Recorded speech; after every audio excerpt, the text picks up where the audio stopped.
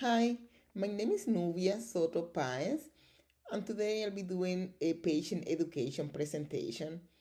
The topic will be hypertension during pregnancy. And to start with this presentation, I would like to introduce my patient. Her name is SP. She's a 36 years old female, gravida 4 para 3. She's 36 weeks of gestation, hospitalized for high blood pressure and proteinuria. She has a past medical history of chronic hypertension since 2018, and she has no medications ordered for that. She also was diagnosed with gestational diabetes in her first trimester. She's been diagnosed with preeclampsia in this pregnancy and in her previous pregnancies as well. She has anxiety and depression, and she doesn't take any medications for that. She's a former smoker, and she also has obesity. So, why I chose this patient, and I want to talk a little bit more about hypertension during pregnancy and why that's so important. So, I just brought some facts about hypertension during pregnancy. I think that hypertension is one of the most important cause of death during pregnancy, and according to articles that I revised, is around 10 to 15% of the women suffer from hypertension in any of the different disorders during pregnancy. Also, there is a prevalence of 13 to 15% of hospitalizations are due to hypertension, and the highest prevalence are for women with advanced maternal age and the black women population. So, to start with this education, I would like to go through the practice guidelines and how that will help me organize my patient education session. So during the first part is the assessment.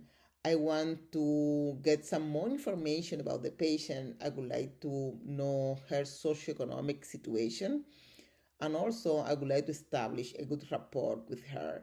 So I think there is a great opportunity to include any other family members if she wants to.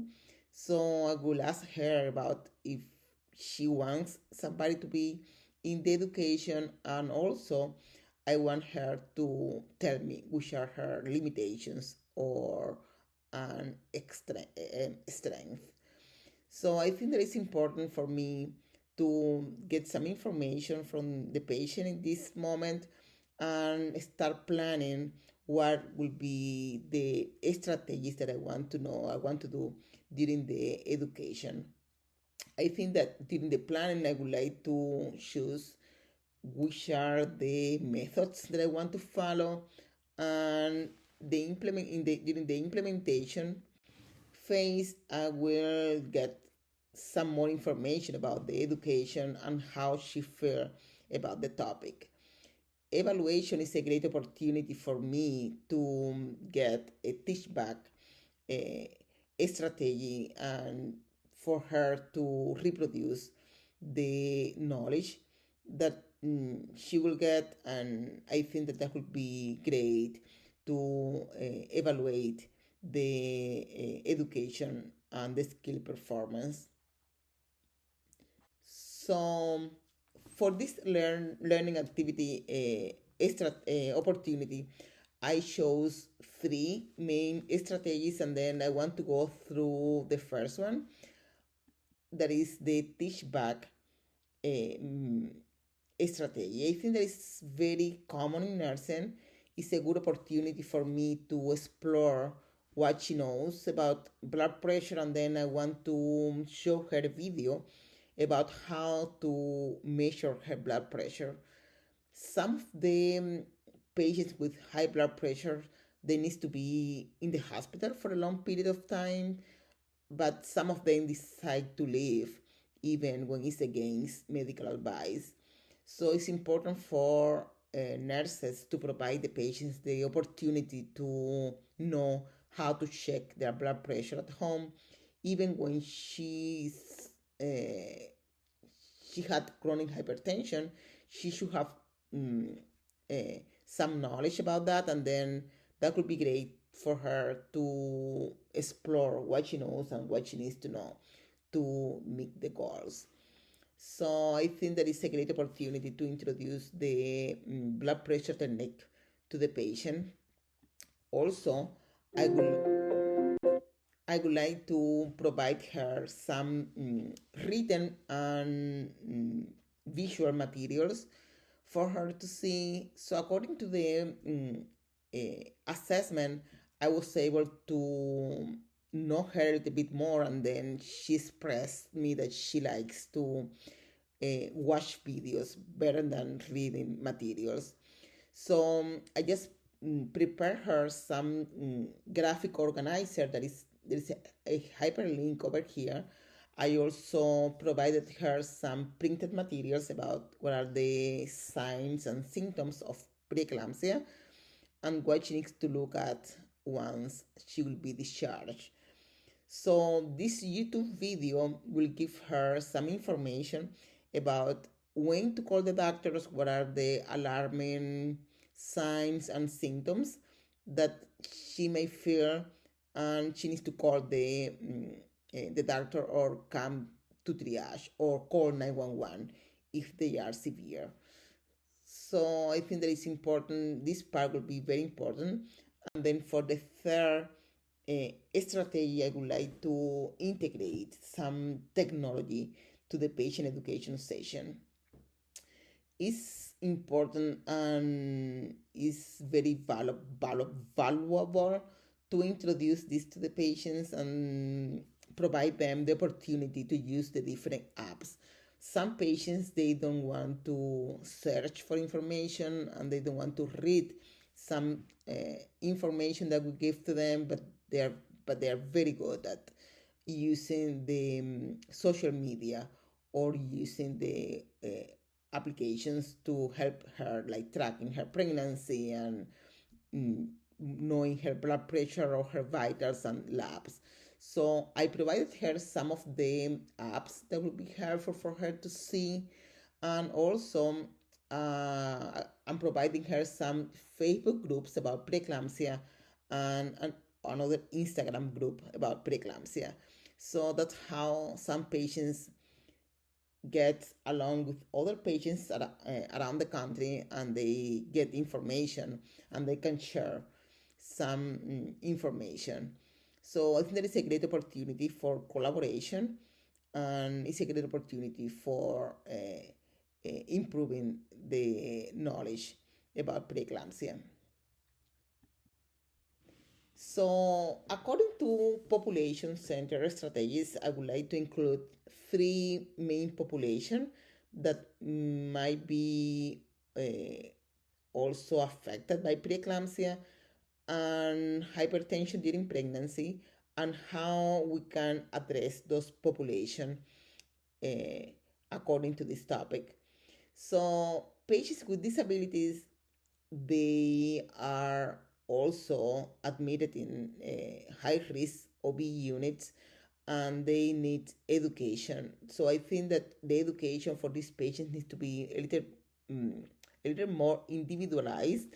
And then we have mm, different community resources that we can use to provide the patient the opportunity to continue the education once they are discharged. So it's important to provide these patients what they need according to their limitations, and differentiate the instruction according to the education session that we want, or the course that we want to meet. So, or another population is the individual with economic disadvantage. So I think that this population is mostly also affected for the lack of resources, and it's important for us to provide or get a feedback about what they really need and involve the social worker in the educational activities. I think that it's important also for us to get the community resources that they can use to get like bus passes, like food vouchers, or any other thing that we can provide them to allow them uh, uh, come to the office, come to the appointments, or attend to the educational opportunities when they are scheduled. So the other population that I would like to talk about is the single parents population and how we can include these single parents and teens in the educational sessions. So I agree that we're not supposed to isolate the teens from the other population. I think that they learn, one population learn from the other, and it's important for them to interact with other patients. It's very important to integrate the educational opportunities according to what they want, according to their age. So I know that they like to use games. I think that is a good opportunity to introduce some Kahoot, some Quizlet opportunities for them to know more about preeclampsia or know more about what they need to know according to their needs. So educating is a little bit like different, and that's why the differentiate instruction is so important, and provide them interactive strategies to promote the learning and the skills. So in conclusion, I would like to say how important is patient education in obstetrics. And I think that the incidence and prevalence of preeclampsia during pregnancies really require an effective, individualized patient education, opportunity to optimize the patient's literacy, and controlling the risk factors that could affect mothers and babies during pregnancy. For my reflection, I would like to say how nice I feel about promoting patient education in hospital settings. I think that patients they learn a lot from us, and we don't know how much we're helping them until they really do something that they tell us. So thank you about what I know. I saved my baby. We had a patient like recently admitted in OB that she was admitted for pre-prom, and she got twins, and one night she called having a cord prolapse. So she knew what to do. So at that moment, she realized that she needs to call for help. She couldn't move, and that's why she did. And things of she's very thankful all the education she got during her admission. She saved her babies. So I think that nurses, we need to educate patients like regularly and provide them what they need to promote better outcomes. So thank you so much, and bye.